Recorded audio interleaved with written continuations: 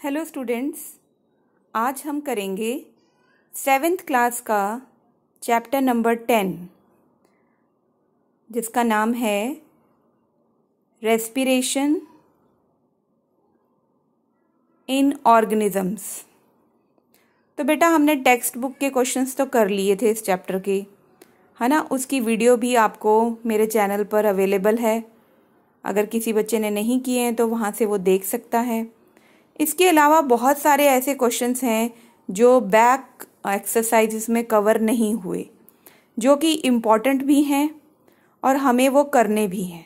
ठीक है, तो आपको इन क्वेश्चंस की नॉलेज होनी चाहिए ताकि आप फर्दर क्लासेस में बेटर परफॉर्म कर सकें। तो आइए इस वीडियो में हम करते हैं कुछ इम्पॉर्टेंट एक्स्ट्रा क्वेश्चन आंसर्स जो आपकी टेक्स्ट बुक के बीच में से हैं। जैसे कि फर्स्ट क्वेश्चन जो बहुत ही ज़्यादा इम्पॉर्टेंट है, वाई डू वी रिस्पायर, है ना। कि रेस्पिरेशन इन ऑर्गेनिजम्स हम पढ़ रहे हैं तो हमें ये तो पता होना चाहिए कि इसकी इम्पोर्टेंस क्या है, हम लोग क्यों रिस्पायर करते हैं ना, क्या ज़रूरत है हमें रिस्पायर करने की। तो इस क्वेश्चन का जवाब जो है वो सभी बच्चों को आना चाहिए। वेरी सिंपल है। रेस्पिरेशन का मतलब है कि हम ऑक्सीजन गैस लेते हैं और कार्बन डाइऑक्साइड रिलीज करते हैं। अब क्योंकि हम ऑक्सीजन को ले रहे हैं, ब्रीद कर रहे हैं, breathing is a part of respiration, है ना। तो यही जो ऑक्सीजन है वो हमें हेल्प करती है, जो हमारा डाइजेस्टेड फूड है ना, ग्लूकोज बेटा, उसको फर्दर ब्रेक डाउन करने में, ताकि हमें एनर्जी मिले। जो भी फूड हमने खाया है, we get energy from that food through respiring. Okay, क्योंकि तभी ऑक्सीजन अवेलेबल होगी जब हम रिस्पायर करेंगे, बर्निंग ऑफ फूड होगी in the presence of oxygen. So we respire to get energy from food. Next question है बेटा हमारा, आपको पता है कि एरोबिक एनारोबिक क्या होता है रेस्पिरेशन। बैक एक्सरसाइज के क्वेश्चंस में हमने किया था, लेकिन एक और बहुत ज़्यादा इम्पॉर्टेंट चीज़ जो आपको 10th में जाके प्रॉब्लम नहीं आएगी अगर आप अभी कर लेते हो उस चीज़ को। आपकी बुक में वैसे ये मेंशन है लेकिन क्वेश्चन की फॉर्म में नहीं है, तो मैंने इसको क्वेश्चन की फॉर्म में बना दिया। आपके चैप्टर में ये है, you have to write an equation for aerobic respiration. जैसे ही मैं एरोबिक रेस्पिरेशन का नाम ले रही हूँ तो आपके माइंड में ये पिक्चर क्लियर है कि मैं ऑक्सीजन की प्रेजेंस की बात कर रही हूँ। और ये मैंने ड्रॉ किया है सेल का स्ट्रक्चर। सेल जो पूरी बॉडी में फैले हुए हैं, जिनके बीच में एक ऑर्गेनल है स्पेशल, जिसको हम कहते हैं माइटोकॉन्ड्रिया। हाँ जी, बिल्कुल सही है, यही वो सेल ऑर्गेनल है जहाँ पर एरोबिक रेस्पिरेशन होता है। यानी ऑक्सीजन को यूज़ करके एरोबिक रेस्पिरेशन माइटोकॉन्ड्रिया में होता है, जहाँ हमें एनर्जी मिलती है। तो अगर हम बात करें कि कहाँ पर एरोबिक रेस्पिरेशन होता है, तो आपको पता होना चाहिए माइटोकॉन्ड्रिया में, और सिर्फ ऑक्सीजन की प्रेजेंस में ही एरोबिक रेस्पिरेशन होता है, तभी हम इसको एरोबिक कहते हैं। ठीक है, यानी एयर की प्रेजेंस में, ऑक्सीजन की प्रेजेंस में। अब यहाँ अगर हम बात करें इक्वेशन की, तो इक्वेशन को हम कैसे डिनोट करेंगे। सबसे पहले हम ग्लूकोज का फॉर्मूला लिखेंगे इक्वेशन में। ग्लूकोज क्या है बेटा, जो भी फूड हमने खाया है, जो डाइजेस्ट हो गया हमारी स्मॉल इंटेस्टाइन में, वो कार्बोहाइड्रेट्स अब बदल चुके हैं ग्लूकोज में, और यही ग्लूकोज ब्लड के थ्रू हमारे सेल्स में पहुंचता है, जहां पर माइटोकॉन्ड्रिया में इन द प्रेजेंस ऑफ ऑक्सीजन। याद रखेंगे बार बार, यही इम्पॉर्टेंट है एरोबिक रेस्पिरेशन में, कि सेंटर में आपने मेंशन जरूर करना है ऑक्सीजन की प्रेजेंस में होता है ये। और हमें क्या देता है, जब भी कोई चीज़ बर्न करती है कार्बन डाइऑक्साइड निकलती है, चाहे वो फूड ही क्यों ना हो। साथ में वाटर निकलेगा जो सेल यूज़ करता है फंक्शनिंग में, और 38 ATP मॉलिक्यूल्स निकलते हैं एनर्जी के। ओके, तो इतनी एनर्जी हमें मिलती है 1 ग्लूकोज का फूड जब बर्न होता है इन द प्रेजेंस ऑफ ऑक्सीजन। तो आप याद रखेंगे ऑक्सीजन की प्रेजेंस में ही बर्निंग होती है, तभी हमें एनर्जी मिलती है। ठीक है, अब आपका नेक्स्ट क्वेश्चन है इसी क्वेश्चन से मिलता जुलता। एनारोबिक रेस्पिरेशन आपको मालूम है इन द एब्सेंस ऑफ ऑक्सीजन होती है। है ना, उल्टा होता है एरोबिक रेस्पिरेशन से। तो जब भी हम इक्वेशन लिखेंगे ना, right an equation for anaerobic respiration, तो बेटा हम वहां पर इस बात का ध्यान रखेंगे कि अभी हम कर रहे हैं एनारोबिक रेस्पिरेशन, तो हमने बर्निंग सेम फूड की करनी है जैसे एरोबिक रेस्पिरेशन में की थी, यानी ग्लूकोज का फॉर्मूला भी हमें याद हो जाएगा लिखते लिखते C6H12O6।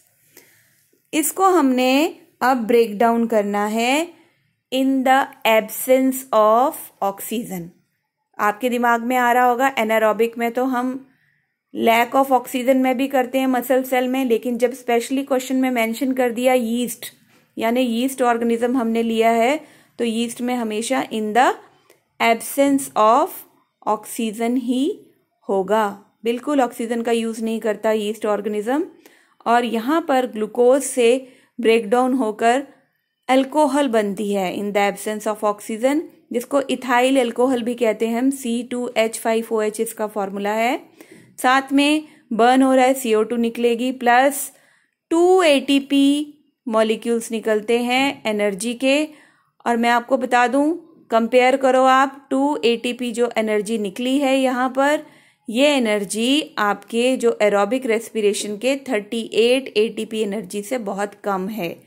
ठीक है, एनारोबिक रेस्पिरेशन में आपकी जो एनर्जी निकलती है वो एरोबिक रेस्पिरेशन से कम होती है ना। आपको ये डिफरेंस देखने से पता चल रहा है, कहाँ 38 बन रहे हैं एरोबिक रेस्पिरेशन में और कहाँ 2 ATP बन रहे हैं एनारोबिक में। तो ये दोनों इक्वेशंस आपको क्लियर हो गई। अब हम करेंगे हमारा जो नेक्स्ट क्वेश्चन है, क्वेश्चन नंबर 4। तो बेटा क्वेश्चन नंबर 4 में बड़ा ही इजी सा क्वेश्चन है लेकिन बहुत इंपॉर्टेंट है। अब जब आपने ATP पढ़ा तो आपके लिए नया है ना 7th क्लास में, तो चलिए इसका फुल फॉर्म भी लिख लेते हैं कि मैम ये ATP मॉलिक्यूल क्या है। बच्चों के दिमाग में बहुत सारे क्वेश्चंस आते हैं, आने भी चाहिए, तभी हम आगे बढ़ेंगे, पढ़ेंगे, सीखेंगे, है ना। तो right an equation for anaerobic respiration in muscle cells लिख लेते हैं, उसके बाद देखते हैं ATP का फुल फॉर्म क्या होता है। ठीक है, तो सबसे पहले एनारोबिक रेस्पिरेशन का जो दूसरी इक्वेशन है, जहां मेंशन होगा कि मसल सेल्स वाली लिखनी है। हमारे बॉडी में मसल सेल्स होते हैं बहुत डीप में, जब हम फिजिकल एक्सरसाइज करते हैं तो इन मसल सेल्स में ऑक्सीजन प्रॉपर नहीं पहुंच पाती। ऐसा नहीं है कि एब्सेंट होती है, पहुंचती है लेकिन बहुत कम। तो हम कैसी इक्वेशन लिखेंगे, मसल सेल्स में जो फूड है हमारा glucose, in the lack of oxygen, यानी ऑक्सीजन की शॉर्टेज हो गई, यहाँ पे कमी पड़ गई। ठीक है, याद रखेंगे एब्सेंस नहीं है, कमी है ऑक्सीजन की, तो यहाँ पर अल्कोहल नहीं बनेगा, यहाँ बनेगा लैक्टिक एसिड। जब इकट्ठा हो जाता है ना लैक्टिक एसिड तो बहुत पेन होती है थाइस में, और जब हम फिजिकल एक्सरसाइज करते हैं तभी ऐसा होता है। और जो एनर्जी बनती है यहाँ पर सेम एनारोबिक रेस्पिरेशन की तरह 2 ATP मॉलिक्यूल्स ही यहाँ पर बनेंगे। ओके, नेक्स्ट है बेटा आपका 5th क्वेश्चन, जिसकी मैं बात कर रही थी पहले भी कि what is the full form of ATP, जिसको हम एनर्जी लिख रही हूँ बार बार, तो आपके दिमाग में आ रहा है ना। तो बेटा एडिनो डाइफॉस्फेट यानी ADP तो बनते हैं जो फ्री फॉस्फेट मॉलिक्यूल के साथ ऐड होकर ATP बनाते हैं। तो इतना डीप में हम नहीं जाएंगे यहाँ पर 7th क्लास में, जस्ट आप इसका नाम याद कर लीजिए, एडिनोसाइन ट्राइफॉस्फेट। और ये क्वेश्चंस आपके एंट्रेंस एग्जाम्स में भी पूछे जाते हैं, जो बेसिक्स होते हैं आपके 7th क्लास की। आप सिर्फ बैक एक्सरसाइज करके इन्हें छोड़ देते हो, है ना। तो ATP की फुल फॉर्म के बाद बच्चे हम 6th क्वेश्चन करेंगे। You have to define, very simple question है, ब्रीदिंग रेट को डिफाइन करना है।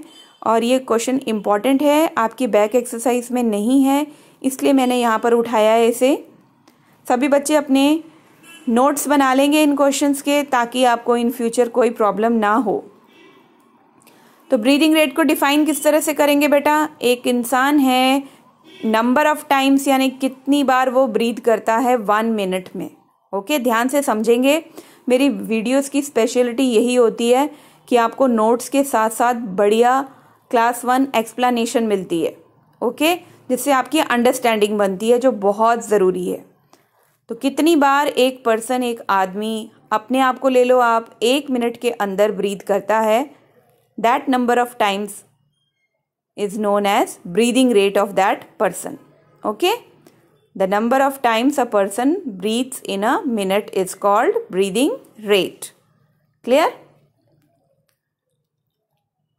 अब रेस्ट में होते हैं तब हमारा ब्रीदिंग रेट स्लो होता है, और जब हम कोई एक्सरसाइज करते हैं तो 25 टाइम्स इंक्रीज हो जाता है। ये चैप्टर को ध्यान से पढ़ेंगे तो वहाँ आपको लिखा हुआ भी मिलेगा। 15 to 18 times normal breathing rate है, और जब हम कुछ रनिंग करते हैं ना तो 25 टाइम्स हो जाता है। 7th क्वेश्चन में ये भी मेंशन है आपके टेक्स्ट के अंदर, लेकिन पीछे बैक एक्सरसाइज में नहीं पूछा गया था, तो मुझे लगा ये आपको मालूम होना चाहिए। इट्स वेरी इंपॉर्टेंट कि कितना परसेंटेज ऑक्सीजन और कार्बन डाइऑक्साइड का है बच्चे, जो हमारी इनहेल और एक्सेल एयर में रहता है।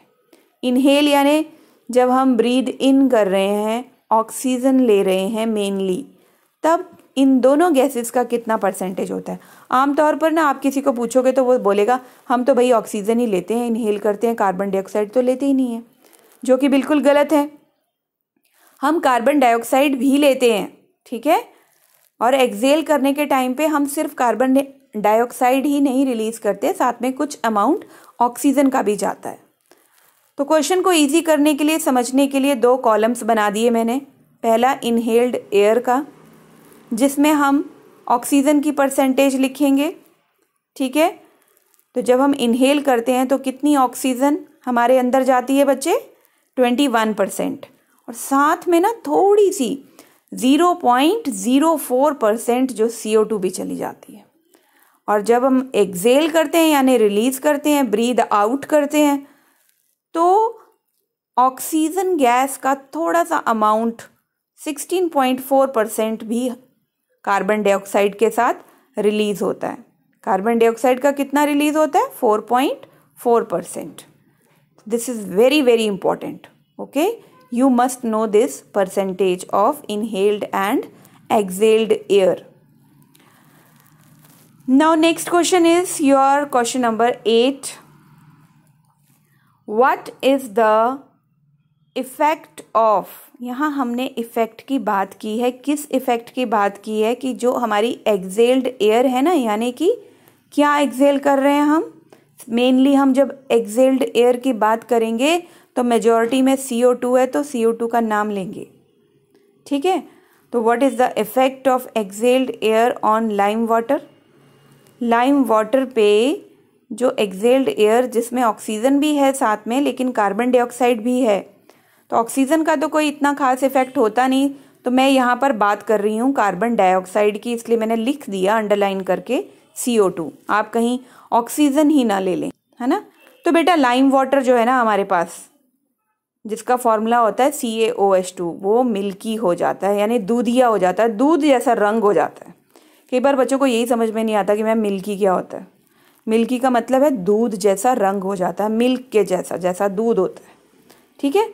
तो CaOH2 फॉर्मूला है आपका लाइम वाटर का, जिसमें हमने एक्सेल की CO2 ने रिएक्ट होना है, कैल्शियम कार्बोनेट बना देना है, और पानी साथ में।